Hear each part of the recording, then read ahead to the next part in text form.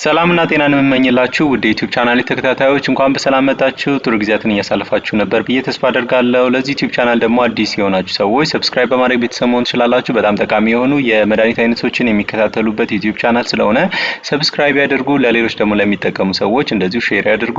በዛሬው ቆይታችን እንግዲህ የፀሐይ ብርሃንን መከላከያ ወይም ሰንስክሪን ስለሚባለው የመድኃኒት አይነት ነው የምንመለከተው። እስከ ፍጻሜ ድረስ አብራችሁን ቆዩ። ስለ ሰንስክሪን ስናነሳ እንግዲህ ሰንስክሪን በጣም ጎጂ የሆነ የአልትራቫዮሌት ጨረሮችን ከፀሐይ ብርሃን የሚመጡ የነዚህ አልትራቫዮሌት ጨረሮች አሉ። እነዚህ ቆዳዎቻችንንና ሰውነቶቻችንን የሚጎዱ ናቸው። እነዚህ ጨረሮች እንግዲህ ሰውነቶቻችንን ስፔሻሊ ደግሞ ቆዳዎቻችን እንዳይጎዱ ለማድረግ የምንጠቀመው የመድኃኒት አይነት ነው ሰንስክሪን። የፀሐይ ብርሃን ቃጠሎን ወይም ሰንበርንን እንደገናም ደግሞ የፊት እርጅናን እንደገናም ደግሞ የቆዳ ካንሰርን ለመከላከል የሚረዳ የመድኃኒት አይነት ነው። አንድ ማወቅ ያለባችሁ ነገር ደግሞ የነዚህ ሰንስክሪን የሚባሉ መድኃኒቶችን የሚጠቀሙ ወይም ክሬምን የሚጠቀሙ ከሆነ እነዚህ ኤስፒኤፍ የምንላቸው አለ፣ ሰን ፕሮቴክቲቭ ፋክተር የምንላቸው አለ። እነዚህ እንግዲህ ከዩቪቢ ጨረር አይነቶች የሚከላከሉ ናቸው። ዩቪኤ እና ዩቪቢ የምንላቸው የጨረር አይነቶች አሉ። ስፔሻሊ ግን በጣም ማተኮር ያለብን ዩቪቢ የሚባል የጨረር አይነትን ለመከላከል ነው። ስለዚህ እሱን የሚከላከለው ሰን ፕሮቴክቲቭ ፋክተራቸው ከ30 እና ከዛ በላይ የሆኑ የሰንስክሪን ወይም የፀሐይ ብርሃን መከላከያ እንትኖች ክሬሞችን የሚጠቀሙ ከሆነ ነው ማለት ነው። ስለዚህ እዚህ ምስል ላይ እንደምታዩት እንግዲህ አብዛኛው የሚሰሩ እነዚህ እንትኖች የሰንስክሪን ክሬሞች ከ30 ኤስፒኤፋቸው ከ30 በላይ መሆን አለበት ማለት ነው።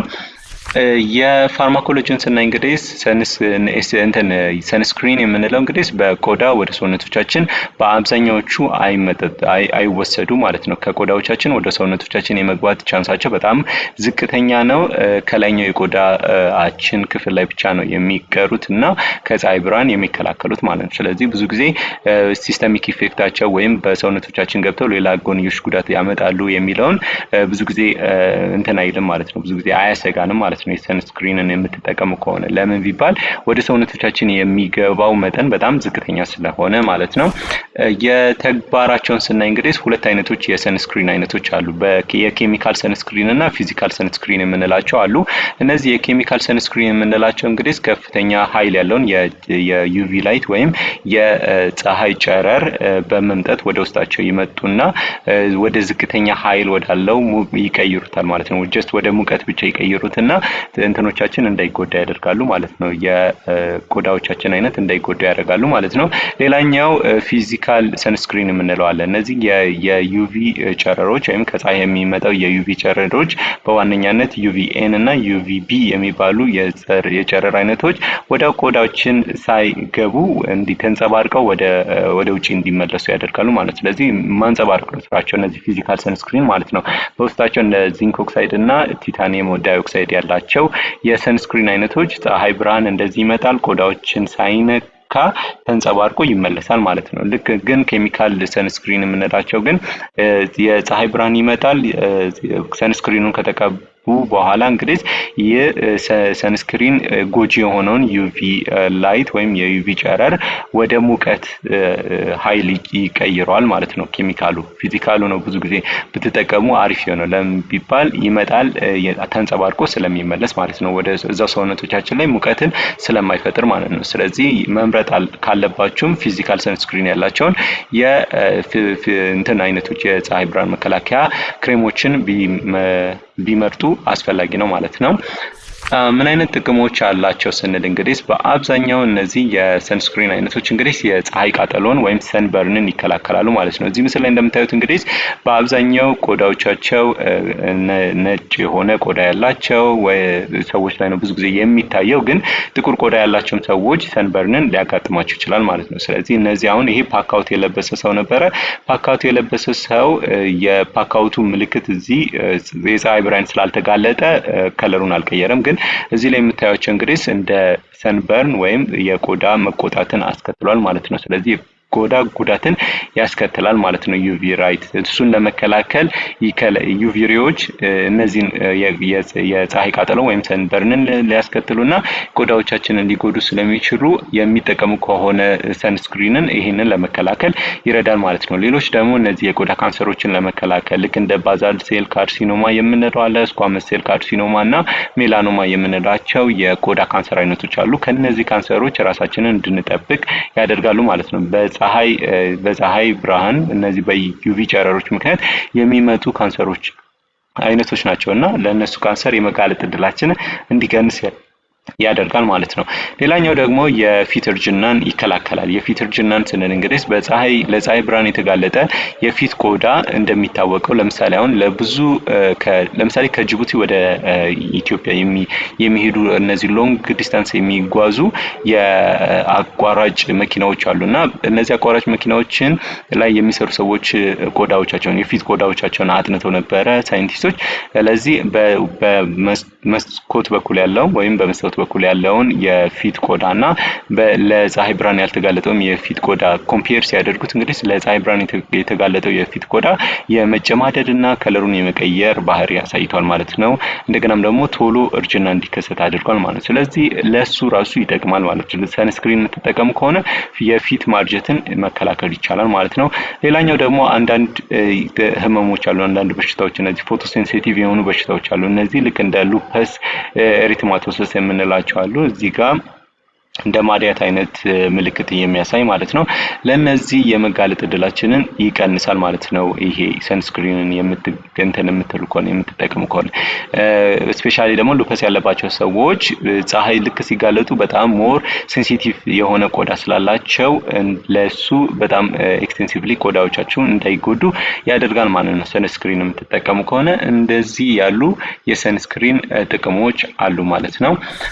እንዴት ነው አዘገጃጀቱ ስንል እንግዲህ ሰንስክሪን ወይም የፀሐይ ብርሃን መከላከያ ክሬሞች እነዚህ በሎሽን መልክ፣ በክሬም፣ በጄል እና በስፕሬይ መልክ ወይም በሚነፋ መልክ ይገኛል ማለት ነው።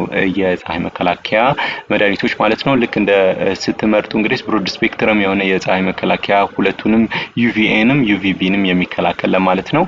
እነዚህ የፀሐይ መከላከያ መድኃኒቶች የምትጠቀሙ አሪፍ ነው። ብዙ ጊዜ ወተር ሬዚስታንስ የሆነው ያ ማለት እንግዲህ ውሃ በሚያርፍበት ጊዜ ከሰውነቶቻችሁ ላይ እንዳይል ማለት ነው፣ ተነስቶ እንዳይሄድ የሚያደርግ ወተር ሬዚስታንት የሆነ ቀመር ያላቸውን የሰንስክሪን አይነቶች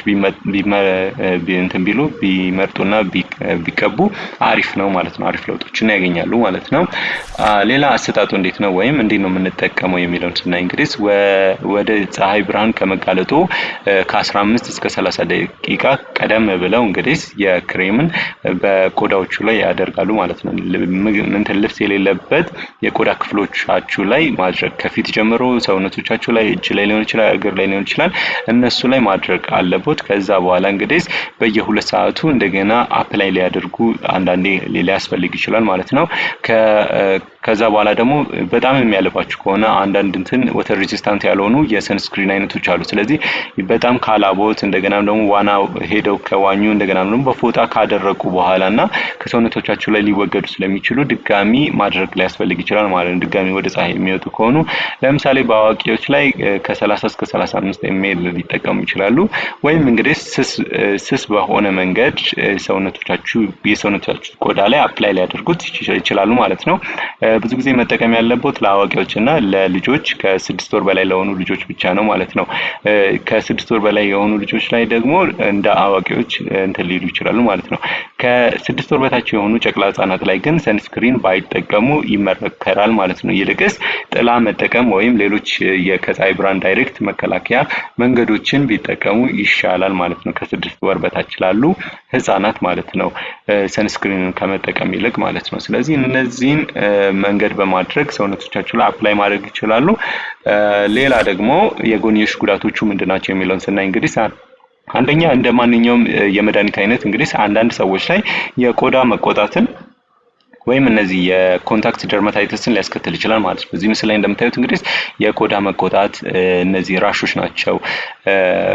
ራሾች ወይም ሽፍታዎች ናቸው ማለት ነው ቆዳዎች ላይ የተከሰቱ ማለት ነው። ለምን ቢባል ለነዚህ አይነት ፎርሙላዎች ወይም ለእንደዚህ አይነት እንትኖች አለርጂ ያለባቸው ሰዎች ሊኖሩ ስለሚችሉ እነሱ ላይ ሊቆጣ ይችላል።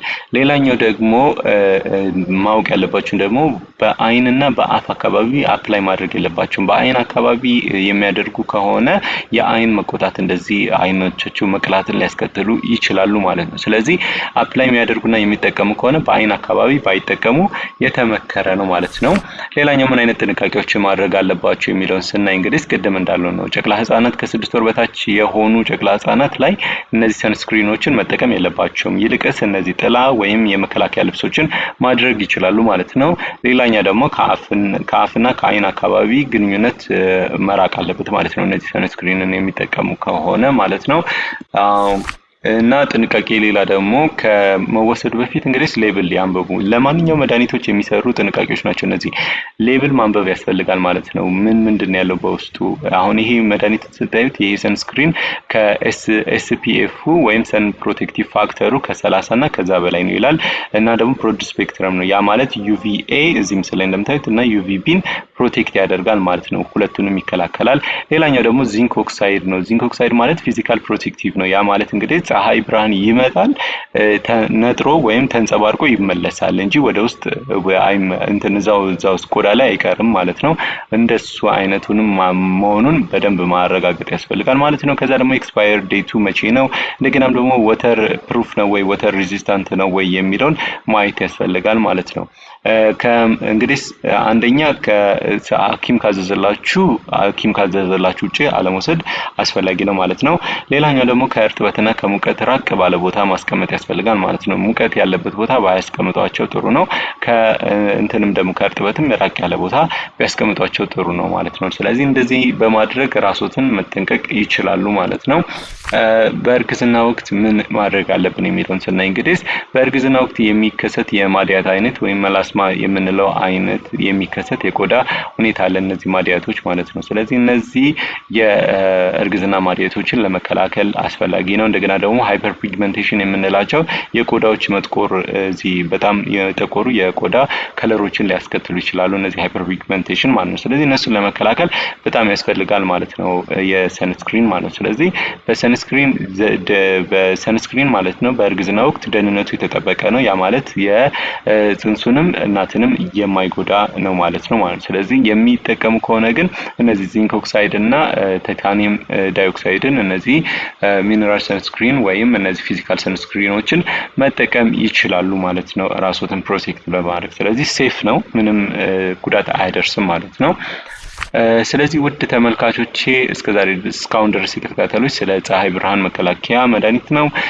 ጥሩ እውቀት አግኝታችኋል ብዬ ተስፋ አድርጋለሁ። ለሌሎች ደግሞ እንደዚሁ ሼር ያድርጉ ይጠቀማሉ ለምትሏቸው። እንደገናም ደግሞ ኮሜንት ሴክሽኑ ላይ ጥያቄ ካላችሁ አስቀምጡልኝ። ላይክ፣ ሼር እና ሰብስክራይብ ያድርጉ። በሌላ ቪዲዮ እስክንገናኝ ድረስ መልካም ጊዜ ይሆንላችሁ። ደህና ሰንብቱ።